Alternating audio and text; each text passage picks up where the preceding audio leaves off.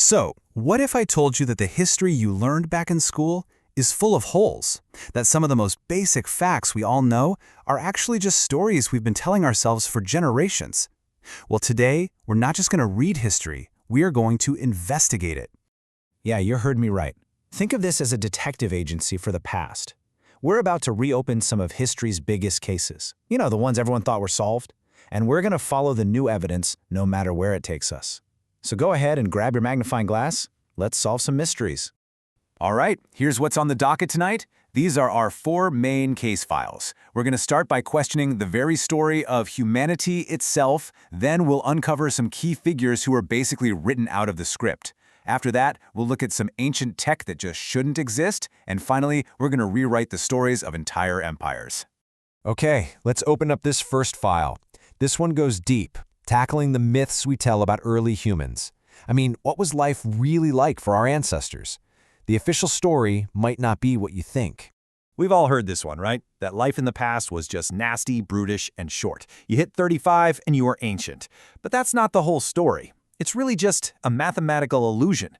See, because so many infants tragically didn't survive in the ancient world, the average life expectancy just tanks. But what happens when you look only at the people who made it past, say, age 15? That's the number, 70. New ways of analyzing skeletons show that if you could just get through the tough early years, you had a really good shot at living a long, full life. The ancient world wasn't just a young person's game. It was filled with healthy, active grandparents, sharing their wisdom for decades. Okay, our next piece of evidence really challenges the whole idea of human uniqueness. For decades, the story was simple. We were the only ones smart enough to figure out stone tools and kick off the Stone Age. Well, turns out, we weren't alone, not even close. And we're not talking about just random rock banging here. This is a sophisticated, learned tradition. These monkeys pick out specific rocks for specific jobs, heavy ones for hammers, flat ones for anvils, all to crack open tough nuts. And the craziest part, they teach this skill to their kids. It's been passed down for so long that it's created a 3,000-year-old archaeological record, a totally separate, non-human Stone Age. All right, on to our next case file. Because history isn't just about what happened, it's about who we choose to remember. And for centuries, some pretty major players were completely ignored or just plain written out of the story. Now, new evidence is finally bringing them back. The image of man the hunter is everywhere. It's iconic. It's also wrong. In 2020, archaeologists digging high up in the Andes found a 9,000-year-old grave. Inside was a skeleton buried with this incredible set of big game hunting tools. Everyone just assumed it was a chieftain, a great male hunter, until the lab tests came back. This elite hunter was a teenage girl.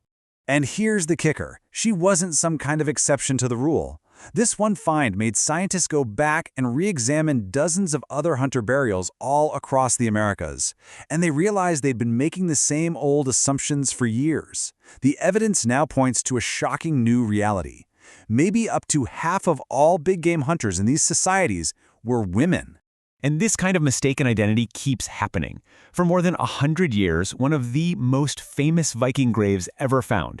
I mean, this thing was filled with swords, axes, even tactical game pieces, was held up as the tomb of the ultimate male warrior. But in 2017, a team decided to reopen this very cold case with DNA testing. The results? Absolutely undeniable. This high-ranking military strategist was a woman. This changes everything. It proves that the legendary shield maidens from the Norse sagas weren't just characters in a fantasy story. They were a historical reality. Women could and absolutely did rise to the highest ranks of military power in Viking society. Case closed. Okay, our third case file is all about objects. We're talking about ancient artifacts that are so advanced they don't fit the timeline. These are pieces of technology that feel like they were dropped out of the future and landed in the ancient past. Exhibit A, the Antikythera mechanism. In 1901, some sponge divers found this corroded lump of bronze in a shipwreck. For decades, it just sat in a museum, filed away as, well, basically junk. It wasn't until scientists used modern X-rays and CT scans that they finally cracked the case and realized what it really was: the world's first computer. The power of this thing is just staggering. We're not talking about a simple abacus here. This was a seriously sophisticated analog computer. It had this complex system of interlocking bronze gears that could model the cosmos with a precision that is just mind-blowing for the time. I mean, imagine, you're in ancient Greece, and you have a device that can predict eclipses years in advance and even tell you when the next Olympic Games are scheduled. The engineering was so far ahead of its time that nothing like it would be seen again on Earth for over 1,000 years. Now let's look at another piece of impossible evidence. King Tut was buried with this beautiful iron dagger. Just one problem. He died more than a century before the Iron Age even started. So, where did this iron come from? Well, in 2016, a forensic analysis using X-rays finally found the answer. The blade's chemical signature was a perfect match for a meteorite. The Egyptians had forged a weapon out of metal that literally fell from the stars. All right, for our final case file tonight, we are going big. We're going to tackle the foundational stories of some of history's most famous empires, from who discovered America to the truth about who really built the pyramids.